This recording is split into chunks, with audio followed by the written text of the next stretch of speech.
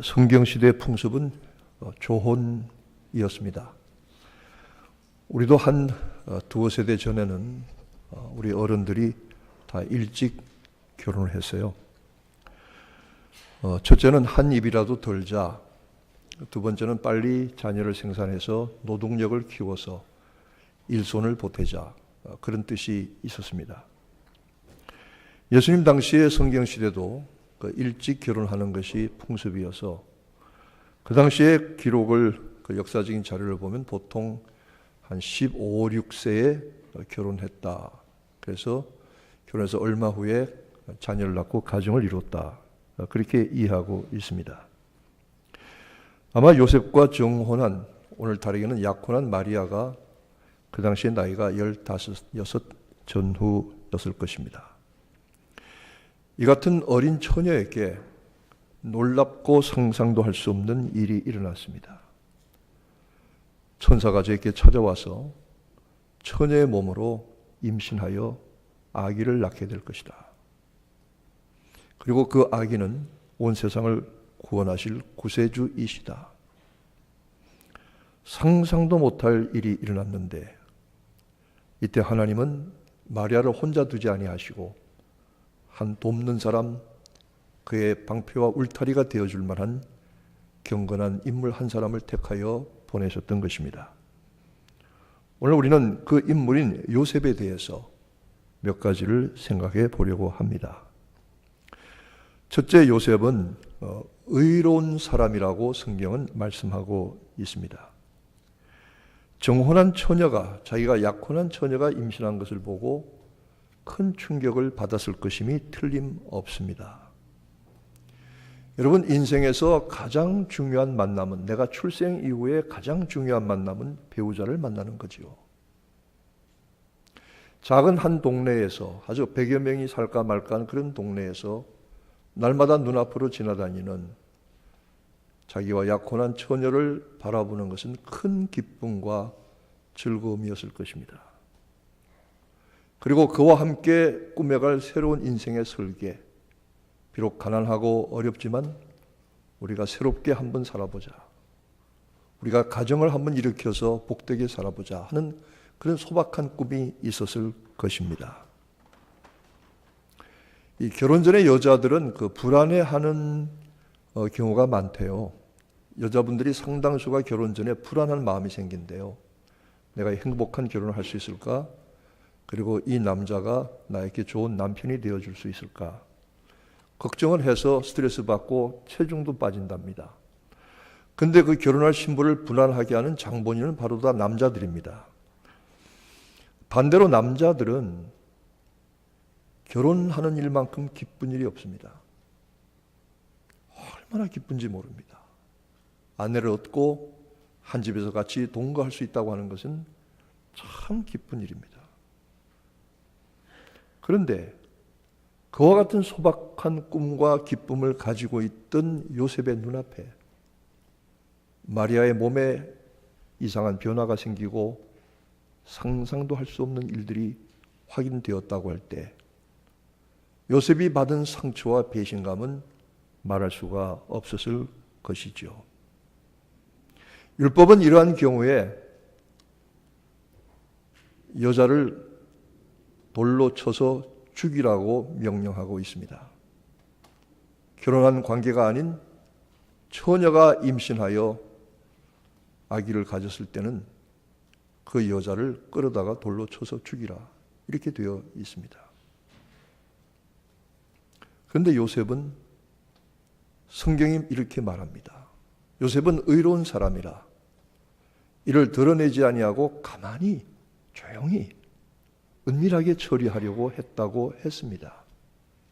비록 많은 배신감에 사로잡혀 있었지만 사람 하나 생명과 그 태중에 있는 어린아기의 생명은 소중하게 여겨졌기 때문입니다.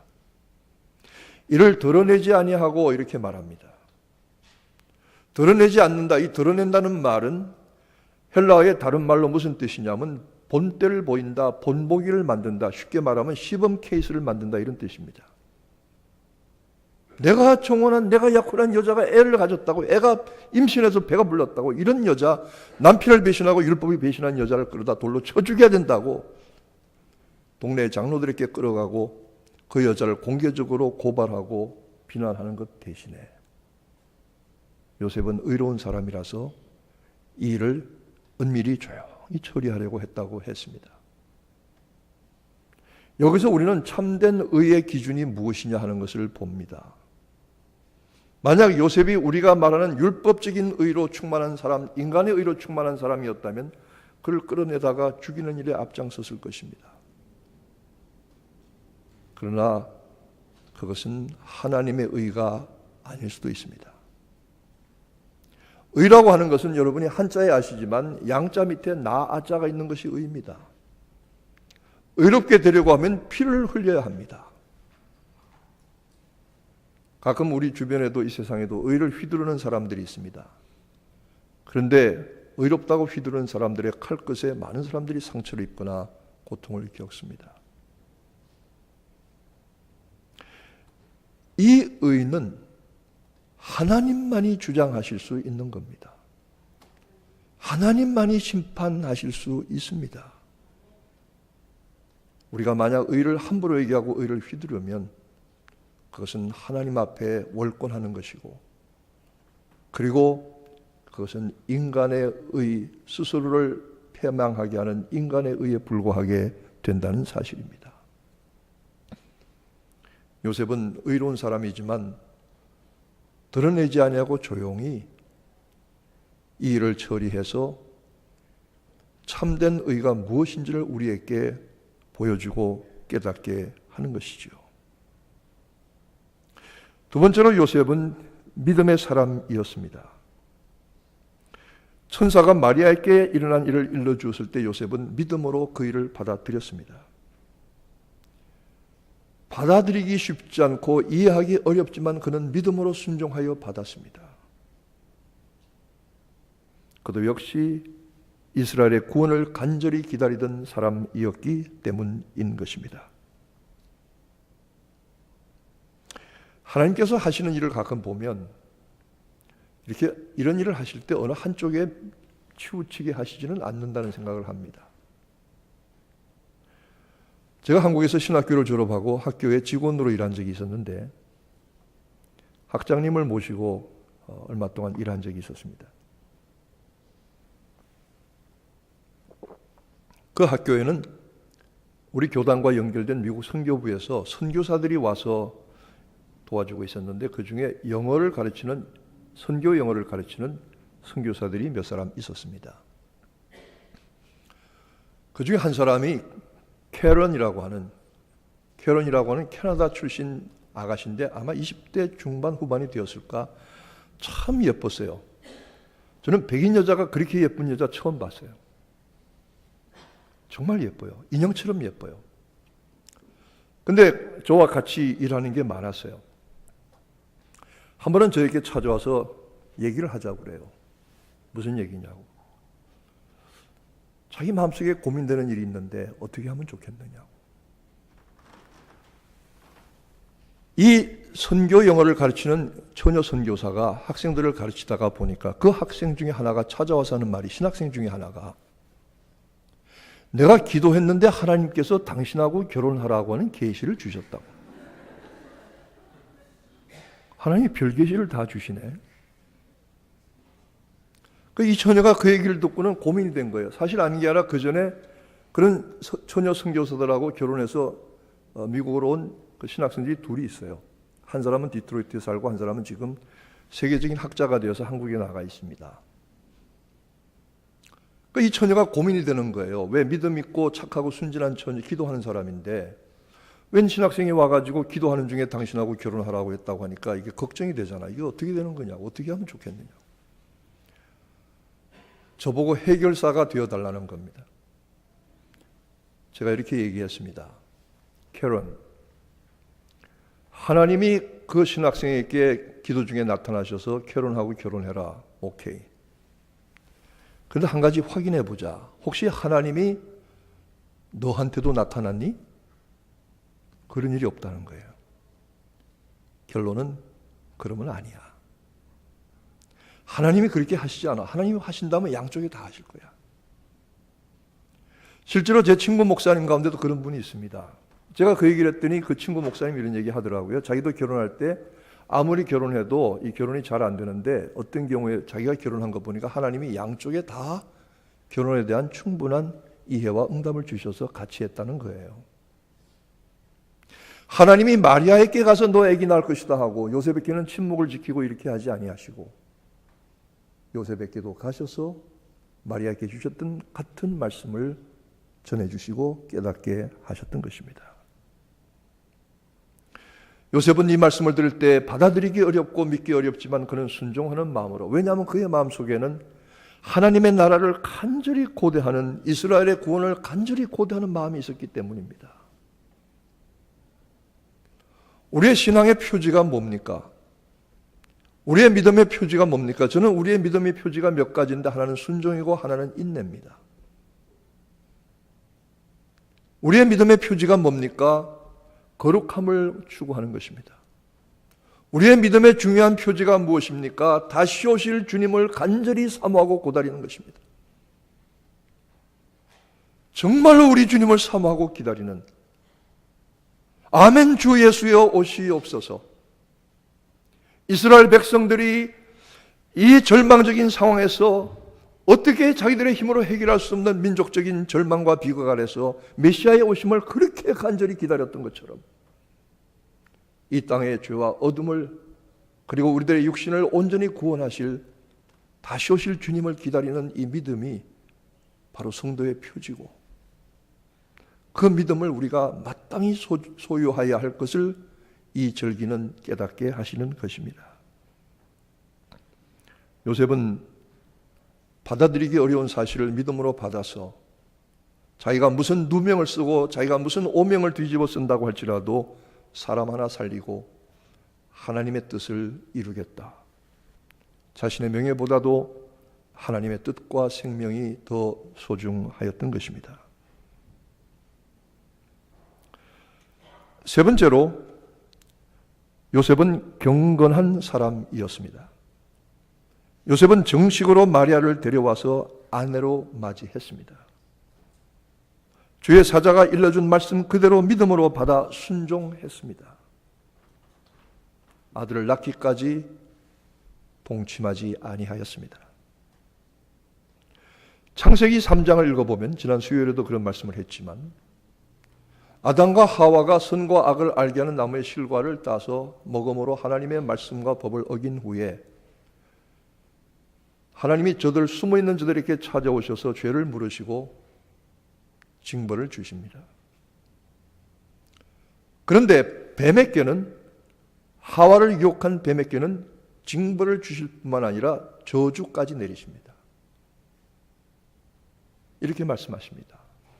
너는 저주를 받아 배로 땅을 기어다니고 종신토록 흙을 먹을 지으며 여자의 후손과 너의 후손이 원수가 되게 하리니 장차 여자의 후손이 내 머리를 밟아 상하게 할 것이요 너는 여자의 후손의 발 뒤꿈치를 깨물어서 상하게 할 것이다.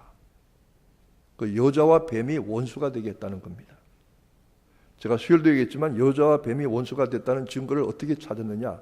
여자들이 뱀을 껍질째 벗겨서 구두 만들고 백 만들어 들고 다닌다는 사실. 얼마나 미웠습니까? 껍질을 벗겨가지고 그걸 신고 다닌다 이 말이에요. 여자의 후손입니다. 왜 성경이 여자의 후손이라고 말했을까 하는 겁니다. 여러분, 이 가운데는 여자의 후손들이 아무도 없습니다. 우리는 다 남자의 후손들입니다. 물론 어머니의 몸을 빌어서 나왔지만 우리는 아버지의 정혈을 받아서 나온 사람들입니다. 아버지의 성씨를 물려받았고 아버지 집안에 대대로 서양과 동양을 막론하고 사람은 남자의 후손입니다. 그런데 왜 성경은 여자의 후손이라고 말합니까? 그리고 그 여자의 후손이 누구며 이 뱀 사탄과 어떤 관계에 있습니까? 이 세상의 모든 인류들 가운데 남자의 몸에 정혈을 거치지 않고 태어난 분은 예수 그리스도 한 분이십니다. 그래서 예수 그리스도 그분을 신학적으로 여자의 후손이라고 말씀하는 것입니다. 실제로 마가복음 6장에 보면은 동네 사람들이 예수님을 가리켜서 이 사람은 마리아의 아들 목수가 아니냐 이렇게 말하고 있습니다. 요셉의 아들 목수가 아니냐 말하지 않고 마리아의 아들 목수가 아니냐 말하고 있습니다. 물론 이때는 요셉이 세상을 떠난 때이라고 짐작이 됩니다만은 모든 사람이 남자의 후손인데 예수 그리스도 한 분만 여자의 후손입니다. 남자의 후손이 아니고 여자의 후손이라는 것은 우리는 남자의 후손으로 태어날 때 아담의 모든 원죄와 부패성을 다 그대로 물려받고 태어났지만 여자의 후손에게는 죄가 없으십니다. 원죄가 없으신 것입니다. 그분만이 하나님의 아들, 심판의 주이시며 그분만이 악한 사탄의 권세를 이길 수 있는 죄에서 자유하신 분이기 때문입니다. 여기서 뱀의 머리를 밟아 머리가 상하게 하고 뱀이 발꿈치를 물어서 상하게 한다. 이 상하게 한다는 말은 히브리 말로 죽음에 이르는 치명적인 상처라 이 말입니다. 치명상을 입힌다. 비록 뱀이 여자의 후손으로 오신 그리스도의 발뒤꿈치를 물듯이 물어서 그로 하여금 십자가의 죽임을 당하게 하셨지만 그러나 부활하신 주님은 십자가의 주님은 다시 오실 주님은 사탄의 모든 것을 발로 짓밟아 그의 머리를 깨트리실 것입니다. 약속된 승리입니다. 우리는 그 승리를 믿고 확인하며 살아가는 것입니다. 아들을 낳을 때까지 동침하지 아니했다고 했습니다. 그 후에 요셉과 마리아의 관계에서 자녀들이 출생했습니다.